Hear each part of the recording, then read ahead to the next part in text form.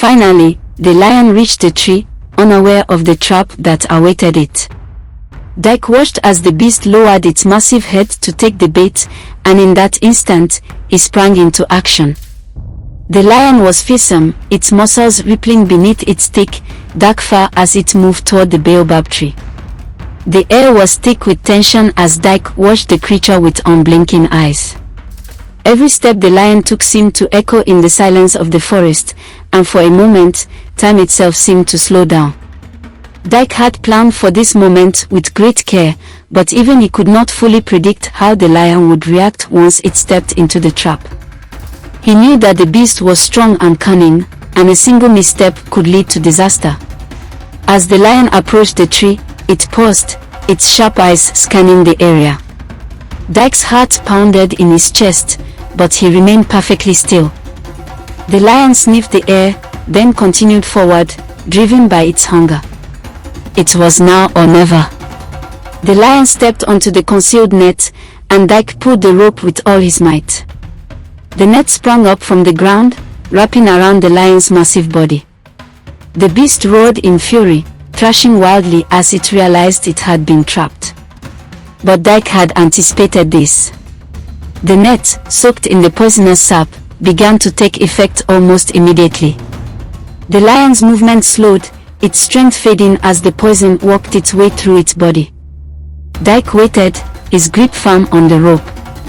The lion, though weakened, was still dangerous, and he knew that the battle was far from over. The lion roared with a fury that shook the very ground beneath Dike's feet. Trapped in the net, it thrashed violently, trying to free itself. Its glowing eyes burned with rage, and its sharp claws tore at the vines, but the poison in the net was already beginning to weaken it. Dike held the rope tightly, watching the beast carefully. He knew that the lion still had enough strength to be dangerous, and a single mistake could cost him his life. Sweat dripped down his brow as he braced himself for the next move. With a mighty roar, the lion lunged toward him, but the net held firm. The poison continued to sap the lion's strength, slowing its movements. Dike could see that the beast was growing weaker, but it was still far from defeated. Summoning all his courage, Dike moved closer to the trapped lion, his spear in hand. He knew that this was his chance. If he could strike now, while the lion was weakened, he could end the battle once and for all. But the lion was not ready to give up.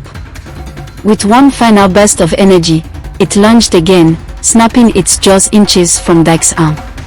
The ground shook beneath them as the two opponents faced off, each knowing that only one would walk away from this encounter.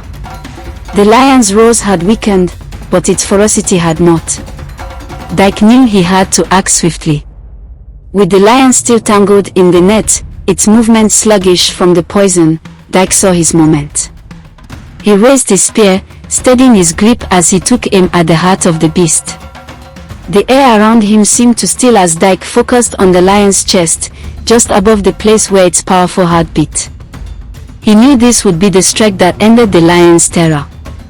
With one swift motion, Dike plunged the spear deep into the lion's heart. The beast let out one final roar, its body convulsing before collapsing to the ground.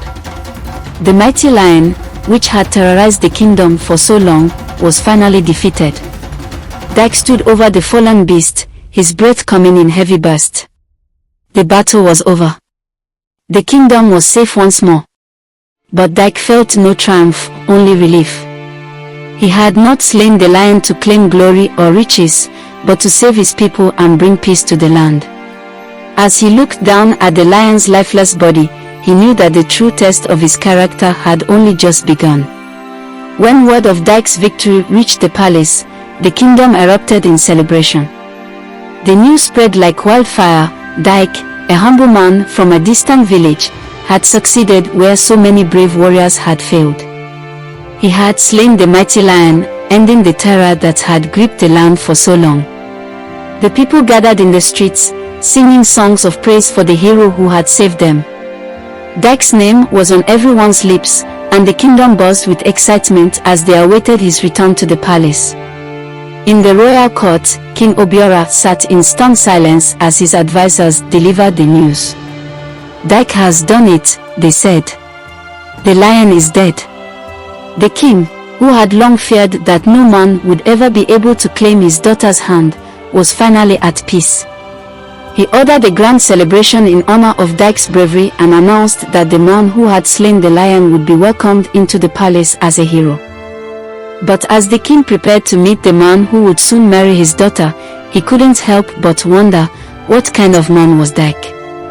Would he be a worthy match for Princess Nkem, not just in bravery, but in character? Dike's arrival at the palace was met with great fanfare. The people lined the streets to catch a glimpse of the man who had defeated the lion. Though Dike was uncomfortable with the attention, he knew that this moment was important, not just for him, but for the kingdom. As he entered the grand hall, Dike was greeted by King Obiora, who stood proudly upon his throne. "You have done what no other man could," the king declared. "You have proven yourself brave and clever, and for that, you shall marry my daughter, Princess Nkem." The royal court erupted in applause, but Dike remained humble. "I did not kill the lion for glory, Your Majesty," he said. "I did it to save the kingdom and its people." Princess Nkem, who had been watching from behind the curtain, stepped forward. Her eyes met Dike's, and in that moment, she saw something different in him, something she had not seen in any of the other suitors. There was a quiet strength in his gaze, a humility that spoke of a man who valued more than just power. For the first time, Nkem felt a glimmer of hope. Perhaps this man, who had used his mind as well as his courage to defeat the lion, could be the partner she had been waiting for. King Obiora, though impressed by Dike's bravery, still needed to be sure that the man who would marry his daughter was truly worthy. He decided to test Dike's character one final time. The king invited Dike to a private meeting in the royal chambers, where they could speak freely.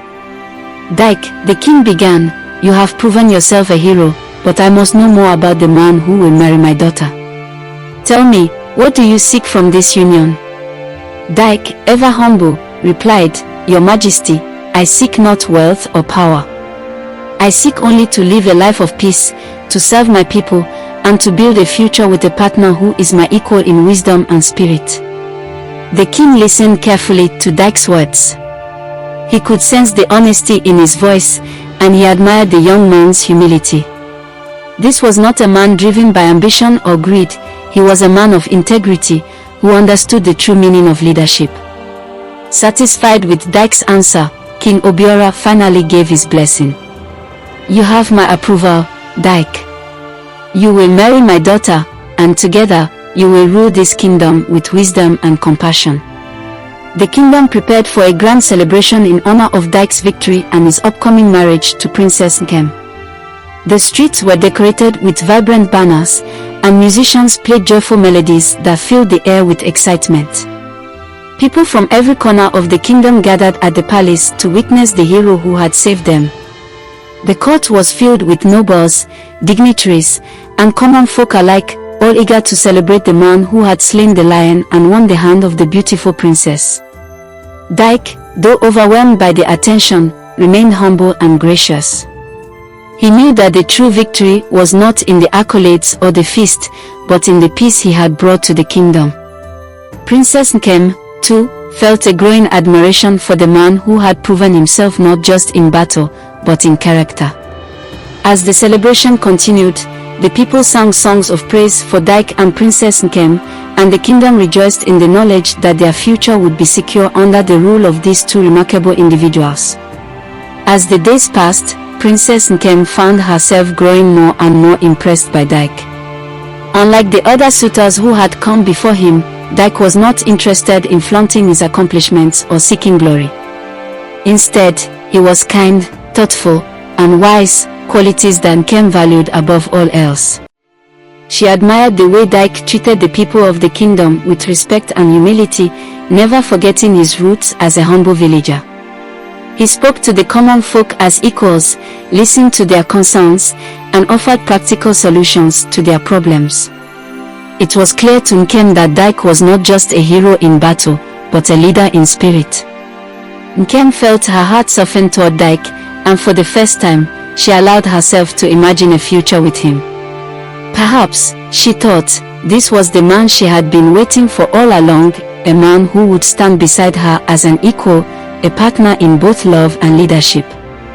And so, as the royal wedding drew closer, Princess Nkem found herself not just accepting her fate, but embracing it with hope and joy. The day of the royal wedding was fast approaching, and the kingdom buzzed with excitement. The palace was a flurry of activity as preparations were made for the grandest celebration the land had ever seen. Seamstresses worked tirelessly to create the finest garments for the bride and groom, while cooks prepared elaborate feasts that would feed the entire kingdom. Princess Nkem, though nervous, felt a sense of peace knowing that she would be marrying a man she had come to admire and respect. Dike, too, felt the weight of the responsibility that lay before him, but he was ready to embrace his new role as both a husband and a leader. The kingdom awaited the day with eager anticipation, knowing that the union of Dike and Princess Nkem would mark the beginning of a new era of peace and prosperity. Just days before the wedding, a final test of Dike's character emerged.